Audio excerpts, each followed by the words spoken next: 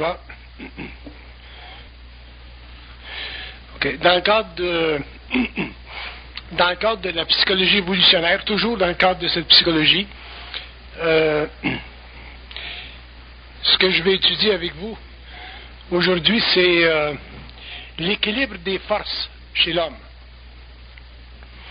L'être humain, comme on commence à le découvrir, est composé, est un être composé.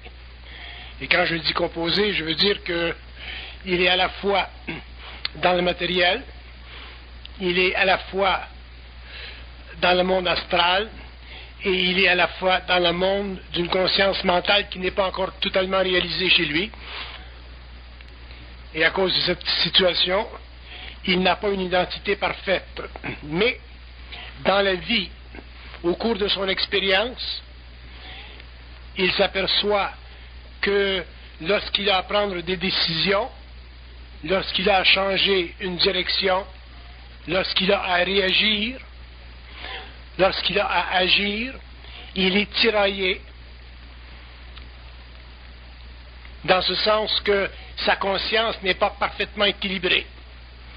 L'homme n'a jamais une conscience parfaitement équilibrée lorsqu'il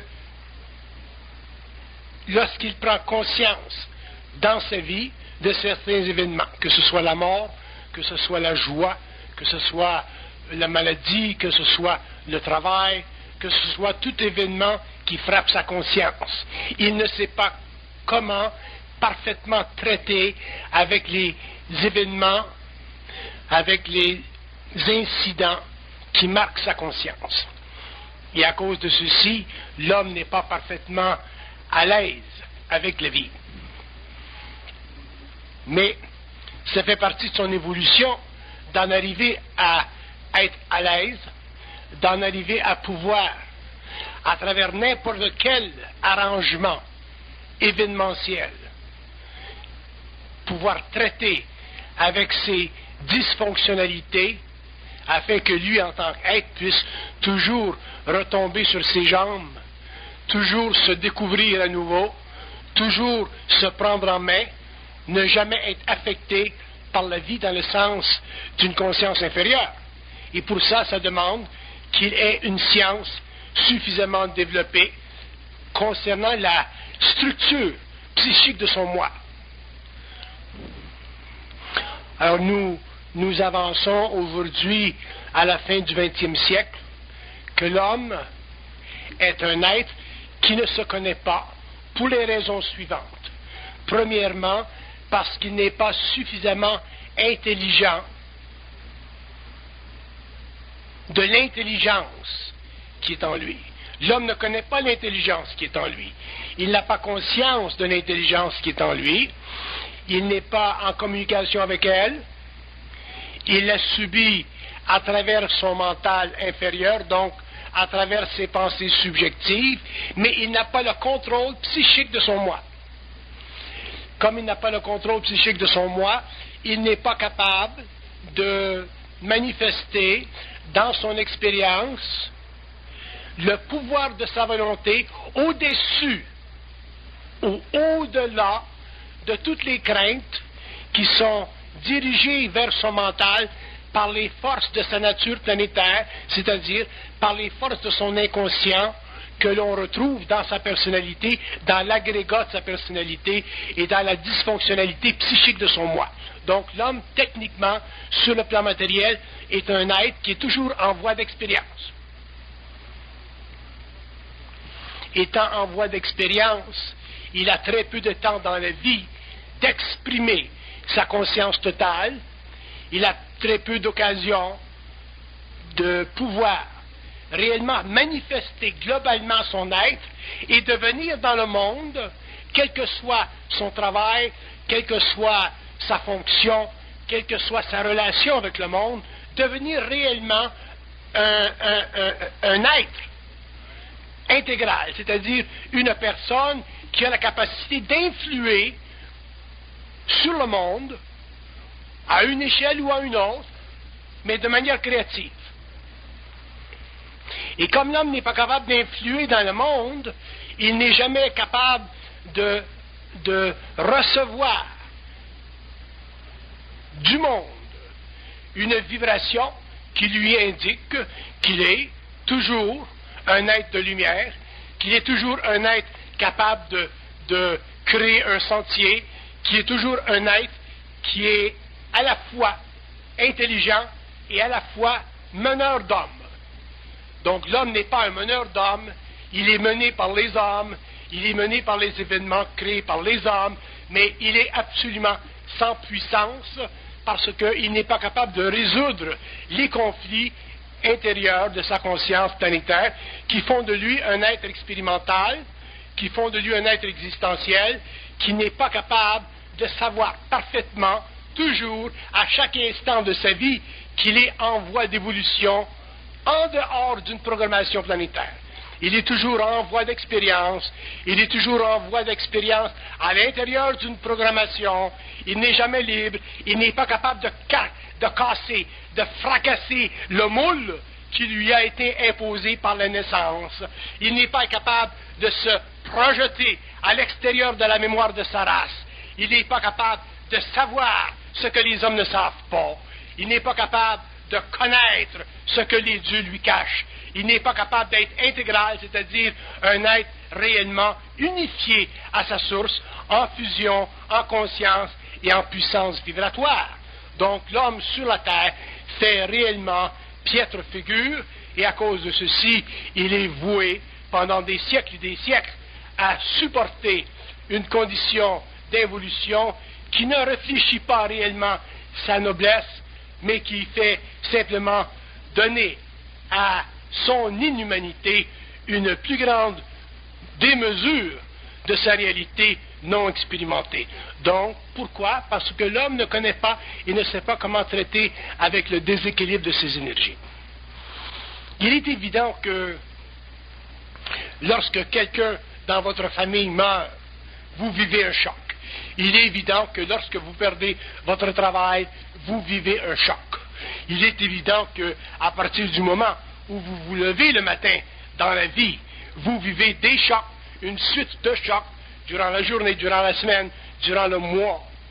Et ces chocs s'accumulent pendant des années, et vous ne savez pas traiter avec eux, de sorte que vous êtes psychiquement constamment affligé par ces chocs, et au cours des années, qu'est-ce qui se produit? Vous perdez confiance en vous-même, c'est-à-dire que, dans le sens pragmatique du terme, vous perdez votre capacité d'être libre. Et à partir du moment, sur une planète expérimentale, où l'homme perd sa capacité d'être libre, il est à ce moment-là, où il est forcé à ce moment-là, soit de vivre à l'intérieur des cadres qui lui sont imposés par la mémoire de la race, ou il est obligé de vivre totalement à l'intérieur de sa mesure. Donc il ne peut jamais vivre à l'extérieur de lui-même, il ne peut jamais exprimer la grandeur de lui-même, il ne peut jamais sentir son infinité, parce qu'il est trop affecté par le déséquilibre de ses forces internes lorsqu'il est affecté dans la vie. Vous ne trouverez jamais que vous soyez dans un pays ou dans un autre, dans une relation ou dans un autre, vous n'aurez jamais sur la Terre le bonheur parfait. Ça n'existe pas, parce que la Terre, c'est une planète expérimentale. Et le bonheur parfait, c'est une illusion. C'est une illusion créée par les poètes. Le bonheur parfait, ça n'existe pas.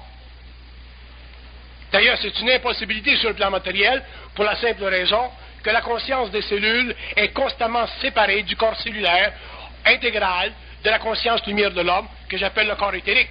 Donc c'est impossible sur le plan matériel pour l'homme de vivre une vie totalement agréable, parce que sur la Terre, l'homme est voué à subir pendant 50 ans, 60 ans, 70 ans, le flux et le reflux de ces énergies internes que j'appelle les forces de l'âme. Donc, tant que l'homme n'a pas le contrôle sur les forces de l'âme, il ne peut pas avoir l'équilibre de ses énergies et il ne peut pas être, sur le plan matériel, un candidat intégral pour l'unification de ses principes qu'on appelle l'homme nouveau. Le problème de l'homme de l'évolution, et quand je parle de l'homme de l'évolution, je parle de tous ces hommes, de tous ces êtres qui sont descendus des races racines, des Atlantes, des Rishis, jusqu'à aujourd'hui. Je parle de ces hommes qui ont, pendant des siècles et des siècles, mené des vies totalement obscurantistes, totalement allant à l'encontre de leur réalité. Pourquoi? Parce que les hommes ont préféré appartenir à la race humaine qu'appartenir à la race de la lumière. Les hommes ont préféré s'allier avec les hommes que s'allier à la force qui fait partie de la conscience humaine et qui n'est pas du plan matériel. Les hommes ont toujours préféré chercher dans la grande ambiance humaine planétaire, qu'ils soient indiens, qu'ils soient chinois, qu'ils soient hindous, qu'ils soient catholiques, qu'ils soient protestants, islamistes, hébreux, les hommes ont toujours cherché le repos de leur âme, le calme de leur esprit, dans des conditions qui ne font pas partie de l'évolution, mais dans des conditions qui font partie de l'imposition de mensonges absolument vastes que l'on découvrira un jour comme étant le mensonge cosmique, c'est-à-dire une politique d'échéance établie par les maîtres du temps pour établir sur la conscience de l'homme un certain contrôle, jusqu'à ce que l'homme un jour puisse en arriver à contrôler par lui-même ses propres énergies et avoir dans le temps la mesure de sa maîtrise, la mesure de son pouvoir, autant sur les forces élémentaires que sur les forces qui font partie de sa programmation naturelle. Mais pour que l'homme en arrive éventuellement à se saisir ou à saisir le moment intégral de son union avec des principes systémiques, universels, cosmiques, l'homme devra commencer à pouvoir, au cours de son expérience, traiter avec le déséquilibre de ses énergies lorsqu'il est, durant la journée, durant le mois, durant l'année, durant la vie, violé dans l'équilibre de ses forces par des événements qui vont à l'encontre de son désir, qui vont à l'encontre de sa paix et à l'encontre aussi de son calme intérieur, ce que nous appelons en général les événements de la vie. Il y a des gens qui me demandent souvent comment se fait-il que des hommes comme nous ne peuvent pas avoir la paix? Comment se fait-il que des hommes comme nous soient encore dans la survie? Comment se fait-il que des hommes comme nous ne puissent pas vivre des vies totalement libres de cette programmation planétaire? Et ma réponse est très simple, c'est que ce n'est pas ce qui vous frappe dans la vie qui est important, c'est comment vous réagissez à ce qui vous frappe dans la vie. Et si vous croyez, pour une raison ou une autre, que vous soyez prêtre ou laïque, que vous soyez pauvre ou riche, que vous soyez politique ou non, si vous croyez que dans la vie, il vous sera donné de vivre des expériences qui vous protégeront contre la sueur de votre front, vous avez des illusions, parce que la vie n'est pas faite pour protéger l'homme. La vie n'est pas faite pour le garder en dehors pour le garder dans le calme. La vie est faite pour tester son âme, pour tester le flux et le reflux de ses énergies fondamentales qui sont à la base même de son questionnement existentiel. L'homme est fait de deux natures. Il est fait d'esprit, il est fait d'âme, il est fait de matérialité. La matérialité, je ne la compte pas, parce que déjà, nous y sommes déjà soumises. Mais l'homme est fait d'âme. Et comme l'homme est fait d'âme, il est sous l'effet de sa mémoire. Être fait d'âme veut dire vivre sous l'effet d'une mémoire quelconque. Si l'homme était fait d'esprit, il ne vivrait pas de mémoire. Dans l'esprit, il n'y a pas de mémoire. Dans l'esprit, il y a vibration. Dans l'expression de la vibration, il y a le feu cosmique. Dans l'expression du feu cosmique, il y a le rayon de la création. Et chaque homme bénéficie d'un rayon de création dans la mesure où il a conscience de son existence, dans la mesure où il peut avec lui communiquer par télépathie et dans la mesure où il est capable, sur le plan matériel, se dissocier de la présence nauséabonde des forces de l'âme qui, chaque jour, chaque instant, à travers sa pensée, à travers ses émotions, lui font croire qu'il devrait mourir, lui font croire qu'il devrait perdre, lui font croire qu'il est petit, lui font croire toutes sortes de choses qui sont à l'extérieur de sa réalité et qui composent sa personnalité. L'homme a un choix. L'homme nouveau aura un choix. Les forces de l'évolution ne sont pas simplement darwiniennes, biologiques. Les forces de l'évolution sont à la fois mutatives sur le plan psychique, sur le plan morontiel, sur le plan de la télépathie, sur le plan du conscient, sur le plan du supraconscient et sur le plan cosmique éventuellement.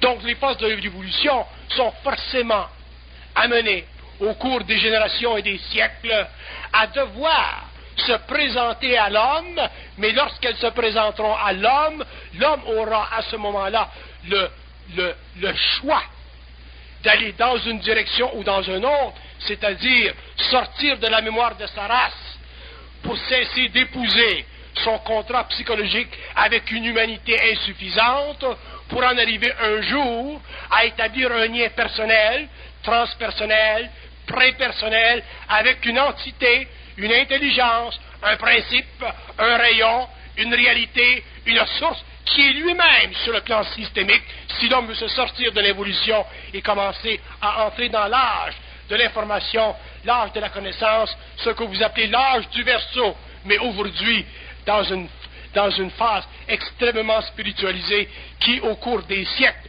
prendra le temps de se transmuter pour devenir réellement intelligente.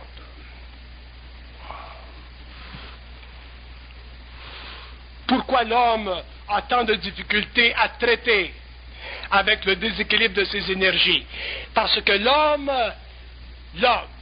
et quand je dis l'homme, je parle de cet être sur une planète telle que la nôtre, qui n'a pas encore compris qu'il est à la fois animal et à la fois divin.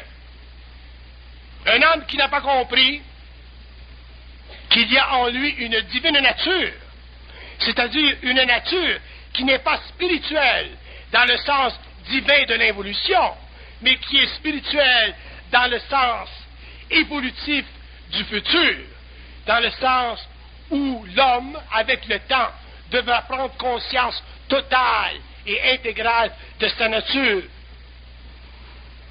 Si l'homme n'est pas capable de savoir ceci, au fond de lui-même, il ne pourra jamais mater son animalité, il ne pourra jamais mater les forces de l'âme, et lorsqu'il vivra des événements dans sa vie où l'âme vibre, où la personnalité se forme et se déforme, et où l'esprit est totalement caché à sa propre conscience. Si votre esprit est caché à votre conscience, ça veut dire qu'il y a trop chez vous de forces qui cherchent à violer votre territoire, à violer votre esprit et à vous empêcher de savoir que vous êtes totalement unique et que vous avez le droit, en tant qu'être, sur une planète en évolution, de faire les choix dans votre vie qui sont nécessaires pour l'équilibre de votre énergie. Si vous n'êtes pas capable dans votre vie de faire des choix pour l'équilibre de votre énergie, toujours chercher à équilibrer votre énergie, à ce moment-là, vous perdez votre temps sur la Terre. Vous êtes simplement en voie d'évolution, vous êtes simplement des êtres qui allez mourir, mais vous ne serez jamais capable, au cours de votre évolution, au cours de votre expérience, de finalement saisir votre feu sacré et d'en prendre conscience, parce que vous serez toujours en déséquilibre. Le rôle de l'homme sur la terre, ce n'est pas d'être heureux. Ça, c'est de la poésie. Ça fait partie du mensonge des poètes. Le rôle de l'homme, ce n'est pas d'être heureux. Le rôle de l'homme, c'est de contrôler ses énergies, de s'assurer qu'elles sont toujours en équilibre. Toujours en équilibre. Et ça, c'est ce que j'appelle être bien dans sa peau. Si vous cherchez à être heureux, vous êtes réellement des êtres malheureux. Parce que toute votre vie, vous allez chercher à être heureux. Mais si vous cherchez à être équilibré dans vos énergies, si vous cherchez à être bien dans votre peau, un jour, vous serez bien dans votre peau. Et quel que soit l'événement qui viendra frapper votre vie, vous en serez non affecté. Donc un homme qui se fait dire par sa civilisation, il faut à tout prix chercher à être heureux dans cette vie, c'est un homme qui se fait mentir par sa race. Mais dans la nouvelle évolution, dans cette race nouvelle, dans cette 6e race, racine, on ne parlera pas d'être heureux, de chercher à être heureux. On parlera d'être bien dans sa peau. Et lorsqu'un homme peut traiter avec les événements divers de la vie, la mortalité, la maladie, la perte d'emploi, la perte de support matériel, événements qui sont toujours temporaires, à ce moment-là, il est capable d'être bien équilibré parce qu'il sait traiter avec la vie et il se libère automatiquement de sa programmation. Donc le rôle de l'homme sur la terre, c'est de se libérer de sa programmation. Ce n'est pas d'être heureux. C'est une connerie de se faire dire qu'on doit être heureux lorsqu'on sait que pendant toute une vie, on ne peut pas l'être heureux. Ça nous donne quoi d'être quelque chose si on ne peut pas le garder? Ça nous donne quoi? Ça nous donne rien. Être heureux pour 2 semaines, ça nous donne quoi? Tous les peuples ont cherché cette illusion. Tous les hommes se sont fait arnaquer par ce désir. Mais vous ne pouvez pas vous attendre à ce que la race vous dise, mais vous deviez d'abord être bien dans votre peau. Parce que la race sait. Les maîtres de la race savent. Ceux qui ont le pouvoir des églises, le pouvoir politique, le pouvoir des philosophies, ceux qui manipulent le mental de l'évolution, savent que si vous êtes trop bien dans votre peau, vous deviendrez automatiquement libre de la mémoire de la race.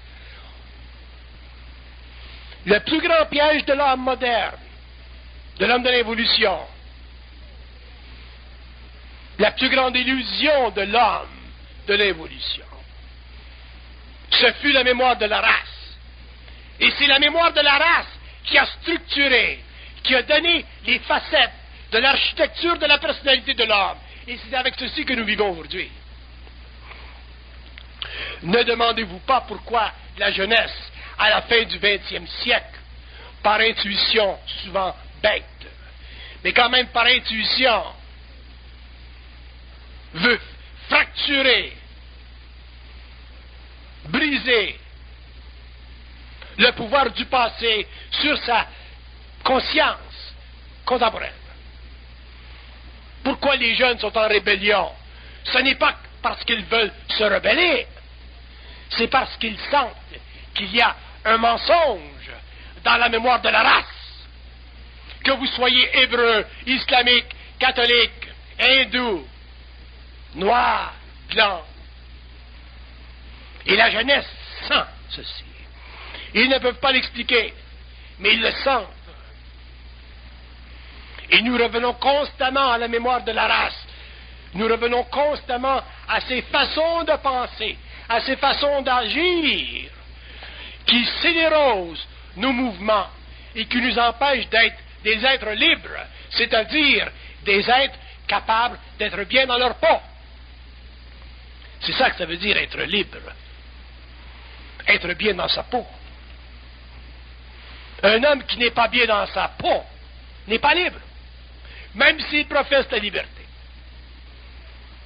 Donc, tout revient à quoi? Tout revient pour l'homme moderne, l'homme de l'évolution, l'homme de l'involution. Tout revient à remettre en question la moindre des craintes qui l'empêche d'être bien dans sa peau. Donc, tout revient à quoi? Tout revient finalement à la capacité décisionnelle de l'être. Ce qui manque le plus chez l'être humain, c'est la capacité de prendre des décisions pour lui-même. Et quand je dis pour lui-même, je ne veux pas dire contre l'humanité. Je dis pour lui-même des décisions parfaitement intelligentes. L'homme a beaucoup de difficultés à faire ceci. Pourquoi? Parce qu'il a peur de se tromper. C'est la raison pour laquelle vous n'êtes pas capable de prendre des décisions dans la vie. Parce que vous avez peur de vous tromper. Mais qui vous dit que vous vous trompez? Ce n'est pas moi. Ce n'est peut-être pas l'autre. Ce sont vos pensées. Ce sont vos pensées qui vous disent que peut-être vous vous trompez. Vous ne pouvez pas blâmer votre frère, vous ne pouvez pas blâmer votre belle-mère, vous ne pouvez pas blâmer votre patron, parce que même si on vous dit que vous vous trompez, c'est toujours avec votre mental, avec vos pensées, que vous analysez ce qu'on vous dit. Donc, que vous soyez dit de l'extérieur que vous vous trompez, ou que vous soyez dit de l'intérieur que vous vous trompez, c'est la même chose. Si vous pensez que vous vous trompez dans la vie, vous êtes fait à l'os, et déjà, vous êtes trompé. Penser qu'on se trompe, c'est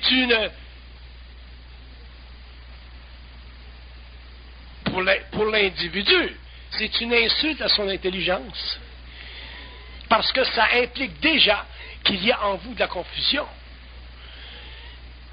Mais la confusion en vous vient d'où? Elle ne vient pas de votre esprit. Elle vient de vos craintes. Elle vient de votre âme. Elle vient de votre personnalité. Et elle est supportée par quoi? Par le mémoire de la race. Il n'y a aucune incertitude dans de l'esprit.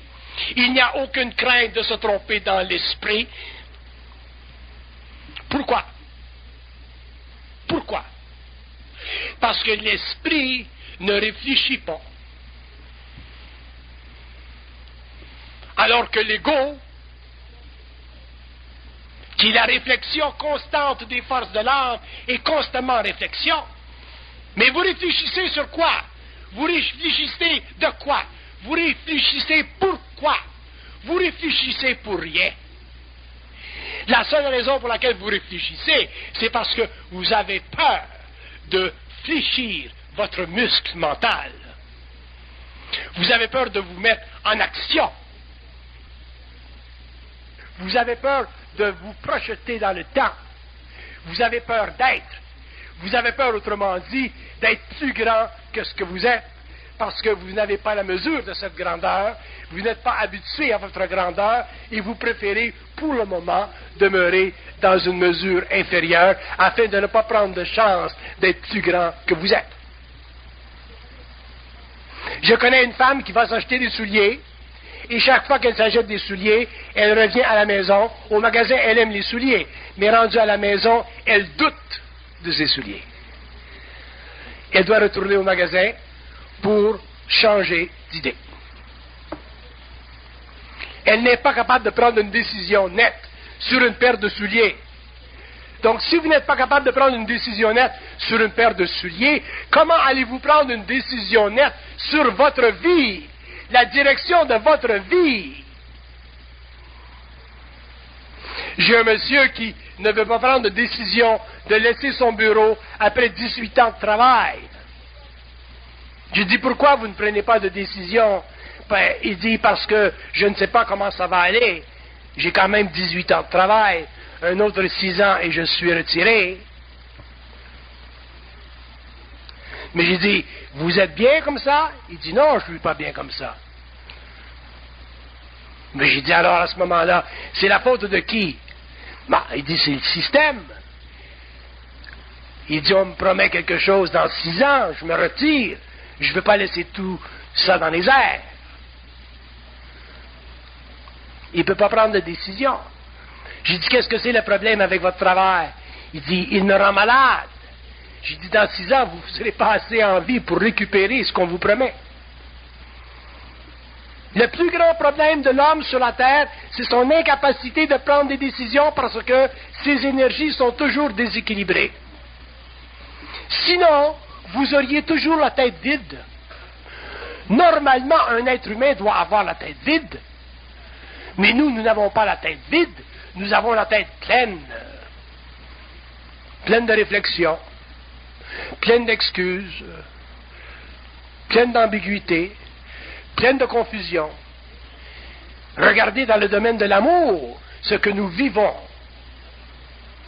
C'est abominable. C'est l'expérience la plus merveilleuse de la vie, l'amour, et c'est celle qui nous fait chier le plus. Regardez le travail. C'est la deuxième expérience de la vie la plus féconde. Et qu'est-ce qu'il nous donne, le travail? Il nous donne des ulcères. Il n'y a rien dans la vie que nous faisons comme il faut. Nous ne faisons pas l'amour comme il faut. Nous ne travaillons pas comme il faut. Nous ne développons pas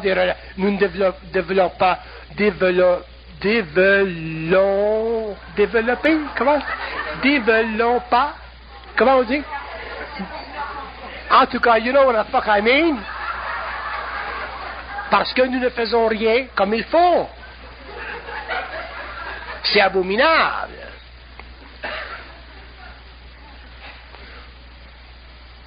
Nous avons tellement peur d'être seuls à prendre des décisions par nous-mêmes que nous sommes obligés toute notre vie d'aller un petit peu à l'extérieur de nous-mêmes pour demander l'opinion des autres avant de prendre une décision. Nous ne sommes pas capables de prendre une décision seuls par nous-mêmes. Pourquoi? Parce que nos énergies sont toujours déséquilibrées.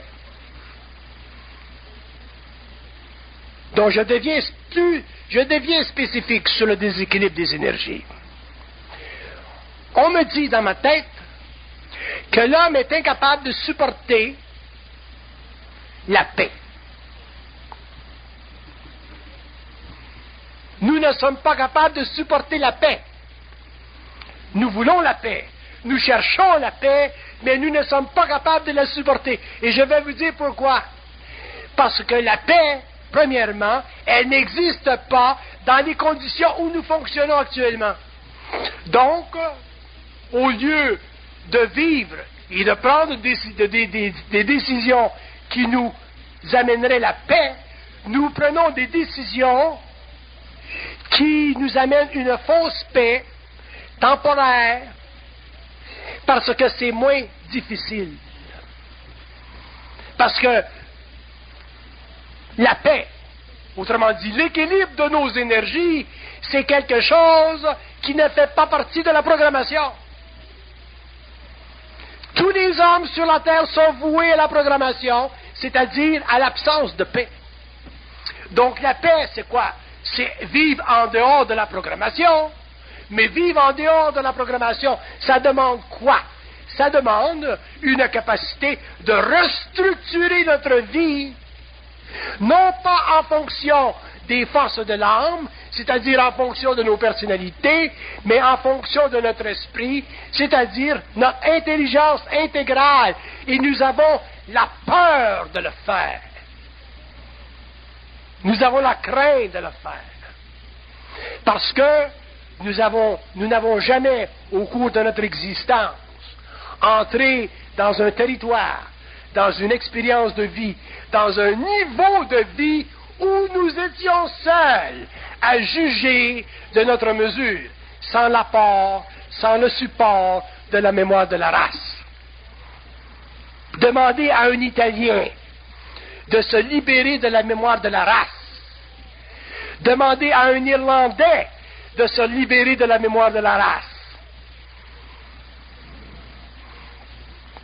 Demandez à un Juif de se libérer de la mémoire de la race.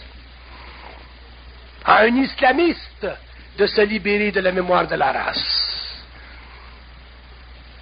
à un hindou. Demandez à un homme de se libérer de la mémoire de la race. Et qu'est-ce qu'il vit? Instantanément. Il vit la crainte froide de prendre des décisions qui risquent temporairement, psychologiquement, de le saturer avec l'inquiétude, avec la confusion, avec le doute. Nous parlons d'esprit, nous parlons de lumière, nous parlons de la grandeur de l'homme, nous parlons de conscience supramentale, nous parlons de tous ces mots. Mais nous n'avons aucune notion de ce que veut dire réellement l'homme. La lumière de l'homme, la puissance créatrice de l'homme, la conscience de l'homme, l'évolution de l'homme, l'individualité de l'homme, l'individuation de l'homme. Nous n'avons aucune notion de ceci.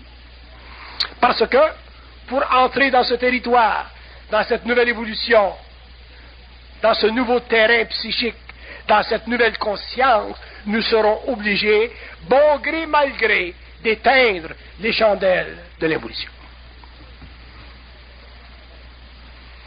Et nous avons peur de ceci, parce que nous avons peur de nous tromper.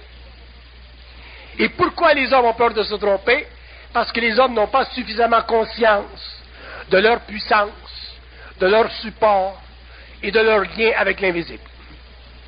Si les hommes avaient conscience de leur lien avec l'invisible, les hommes n'auraient aucun problème face à la crainte de se tromper. Parce qu'un homme conscient, ça ne se trompe pas. Je parlais avec mon courtier ce matin et je disais à mon courtier, quelle est la différence entre une part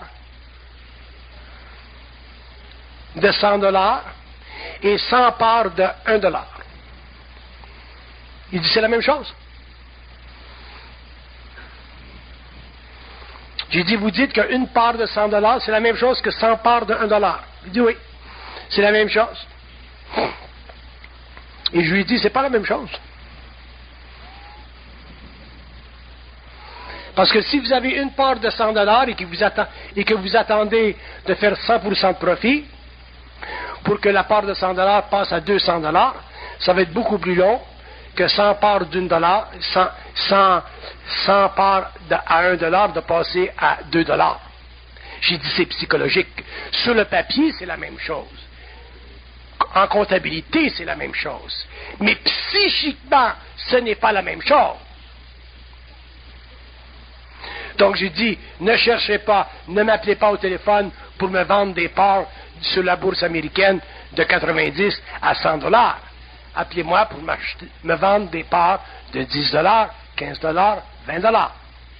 Sinon, je n'achète pas. Au bout du fil, il est demeuré muet. Et c'est lui qui est l'expert. Donc, si je suis dans la mémoire de la race, si je ne suis pas capable de définir par moi, selon ma propre réalité, la différence entre une part de 100$ ou 100 parts de 1$, je suis obligé d'accepter la définition de ce bonhomme qui fait de l'argent avec mon argent. Donc je suis encore piégé par la mémoire de la race. Et nous faisons ceci à tous les jours de notre vie. Nous ne sommes pas capables de prendre des décisions. Et une des raisons pour laquelle nous ne sommes pas capables, c'est parce que nous avons crainte de défier l'autorité sur le plan de la valeur mentale de sa fonction psychologique par rapport à soi. Si l'homme n'est pas capable de, par sa propre vibration, établir avec une parfaite certitude sa conscience, donc son savoir, par rapport à une valeur ou à une autre, il est obligé, à ce moment-là, de substituer ce qu'il sait pour ce qu'un autre veut le faire prévaloir. Et il fait déjà une erreur. Et nous faisons constamment dans notre vie ces erreurs parce que, au cours de notre évolution, nous passons notre temps à nous adapter à ce que les autres nous disent, à ce que les autres pensent, au lieu de prendre en main ce que nous sommes, c'est-à-dire des voyageurs dans le temps,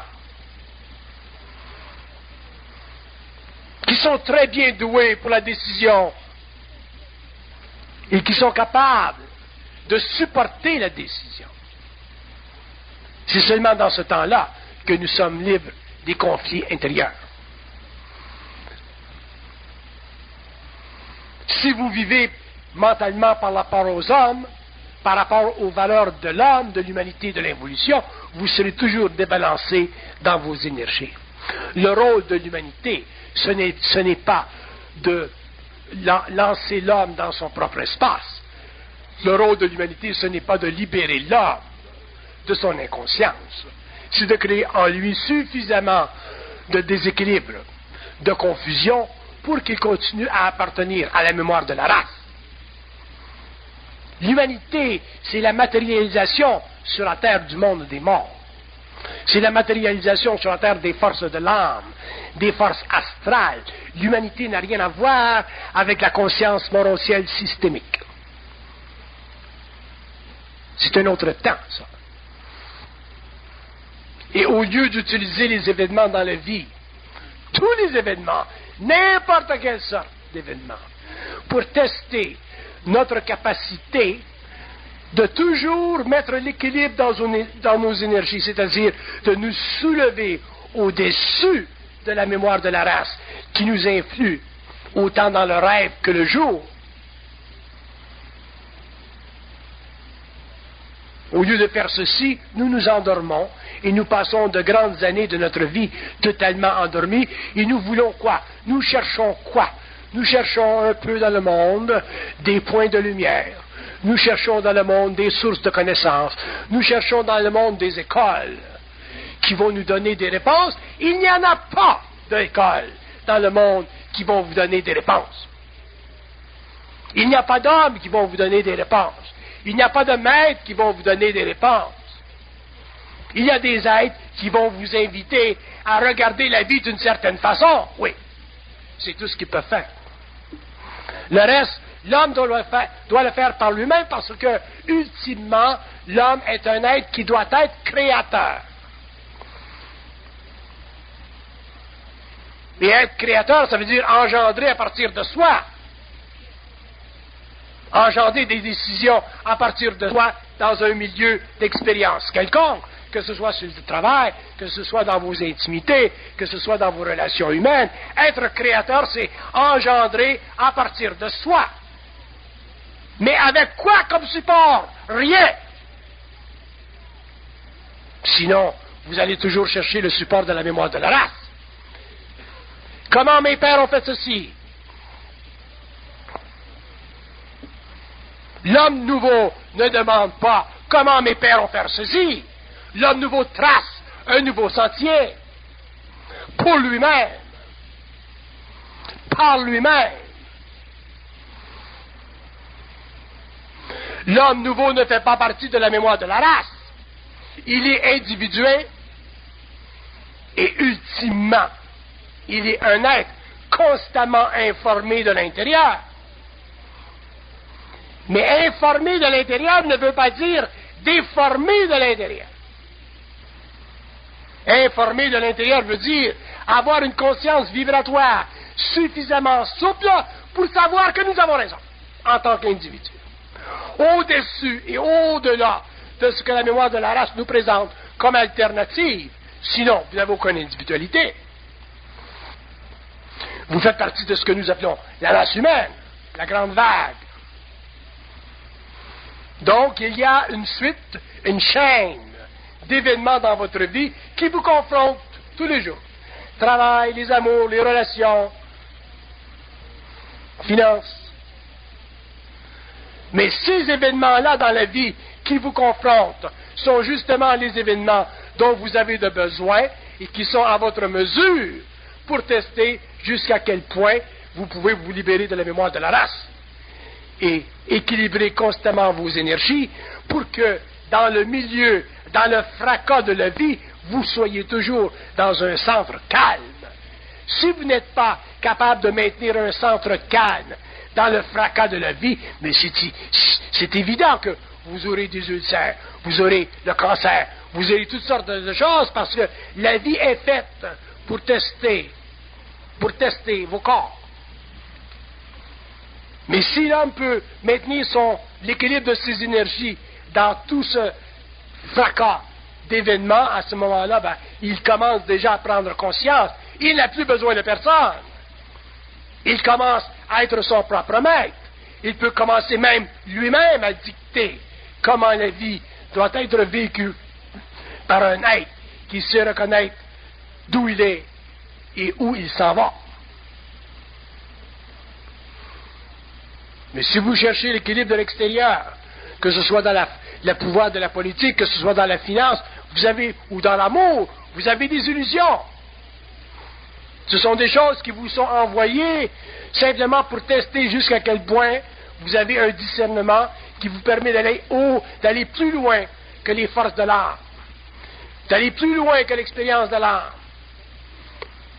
Si je vais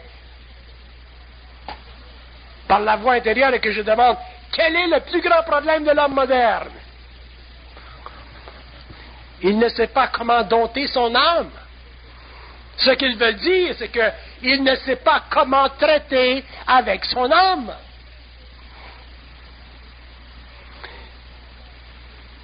Nous vivons dans une période de vie qui est extrêmement prometteuse et à la fois nous vivons dans une période de vie qui est extrêmement décadente. Et en tant qu'homme, nous devons être capables de choisir ce que nous voulons faire avec ces énergies dans ces milieux humains modernes. Sinon, nous sommes appelés à la débâcle. Regardez les jeunes. Regardez le jeune qui sort de l'école et qui veut entrer dans le monde du travail. Regardez le monde de la compétition. Regardez le monde de la drogue. Regardez le monde du cinéma. Regardez le monde de la porno. Regardez l'Internet. Regardez tout ce qui se passe, qui se décuple et qui avance à un rythme de plus en plus rapide. Comment l'homme qui n'a pas de conscience, qui n'a pas d'identité, va traiter avec ce mouvement inexorable au cours des générations qui viennent d'une civilisation qui a perdu contact avec elle-même. La pollution, le travail qui manque, les programmes socialistes qui demain ne pourront pas nous supporter. Les gouvernements ont promis à l'homme, mais ils ne peuvent plus délivrer. Tout le monde veut quelque chose pour rien. Et vous, en tant qu'individu, dans ce mouvement inexorable vers la reconnaissance de soi, ou la perte totale de son identité, qu'est-ce que vous allez faire demain?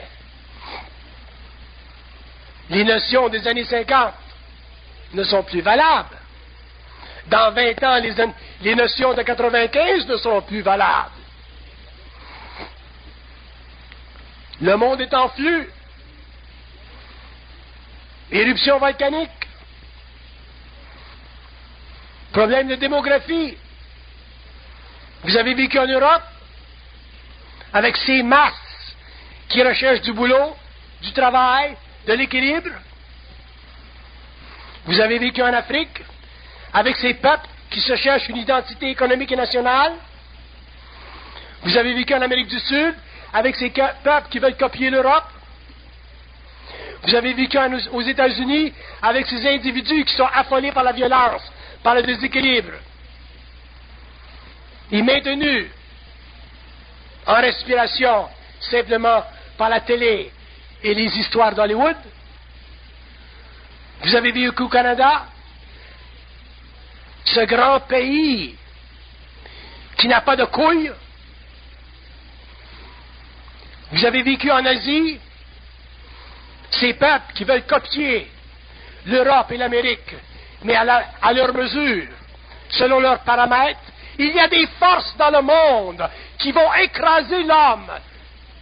La communication, la télécommunication, la surinformation, la surabondance de tout, qui créera un jour même la déflation des valeurs.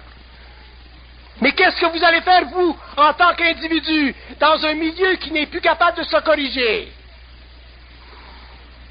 Qu'est-ce que vous allez faire dans un milieu qui devient tellement complexe que même les hommes ne savent plus comment le corriger? Qu'est-ce que vous allez faire, vous, lorsque la religion ne sera plus suffisante pour votre esprit ou pour le calme de votre âme? Autrement dit, qu'est-ce que l'homme va faire lorsqu'il sera obligé d'être seul devant l'inévitabilité historique de la dégradation des forces sociales, économiques et politiques dans un monde qui est devenu trop pesant pour un petit esprit? Vous croyez que nous savons tout ce qui se passe? Vous croyez que nous sommes au courant de tout ce qui se passe au niveau de la pollution dans le monde? On n'a même pas voulu présenter totalement le programme de Cousteau concernant la pollution des mondes, la pollution des mers. Vous croyez que les problèmes de l'humanité sont finis parce que nous avons Microsoft? L'homme sera forcé un jour de revenir à son individualité, de gratter la terre noire de sa conscience cachée sous les débris de sa civilisation, qu'il soit asiatique, africain, Amérique du Sud, américain, canadien, c'est sans importance. La bourse a toussé le mois passé.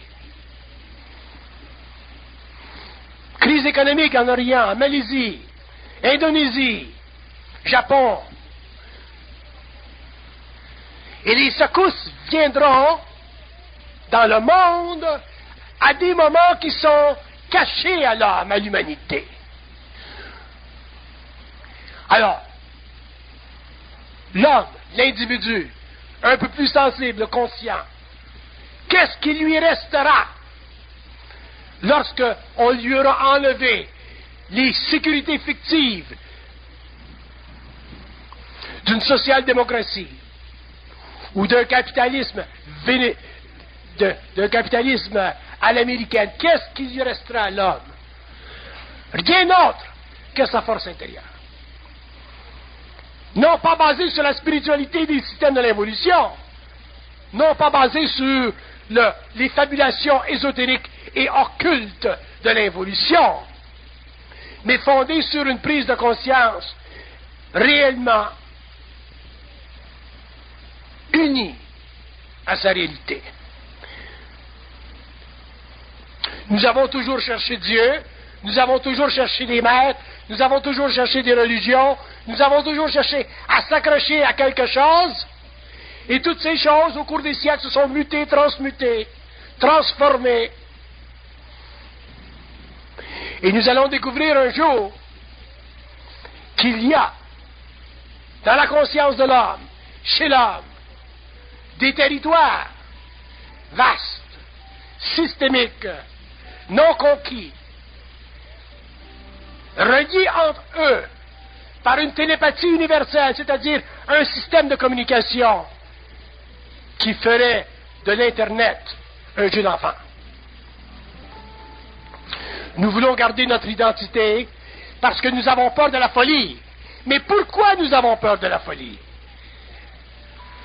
Parce que déjà, nous sommes un petit peu colorés par elle. Sinon, nous n'aurions pas peur de la folie. Un homme qui n'est pas coloré par la folie, un homme qui n'a pas peur de la folie, un homme qui est totalement sain d'esprit, se fout de la folie. Et quand on se fout éperdument de la folie, qu'est-ce qu'on fait? On communique facilement avec les dieux, avec les forces, avec la lumière, avec cette chose qui est en soi et qui fait partie de notre patrimoine, qui fait partie de notre réalité, qui fait partie de notre réalité composée, qui fait partie de cet aspect de la nouvelle conscience qui viendra sur la Terre réellement donner à cette planète un nouveau visage au cours de l'évolution pendant des siècles. Ce n'est pas à nous en tant qu'hommes de chercher dans notre conscience le millénium. Ce n'est pas à nous de chercher dans notre conscience l'âge du Verseau. Parce que si nous cherchons l'âge du Verseau, nous cherchons encore à l'extérieur de soi. Si nous cherchons dans le millénium, nous cherchons encore à l'extérieur de soi. Nous passons notre vie à chercher à l'extérieur de nous-mêmes, lorsque, en fait, en tant qu'individu, en tant qu'esprit, uni à l'âme, incorporé dans la matière,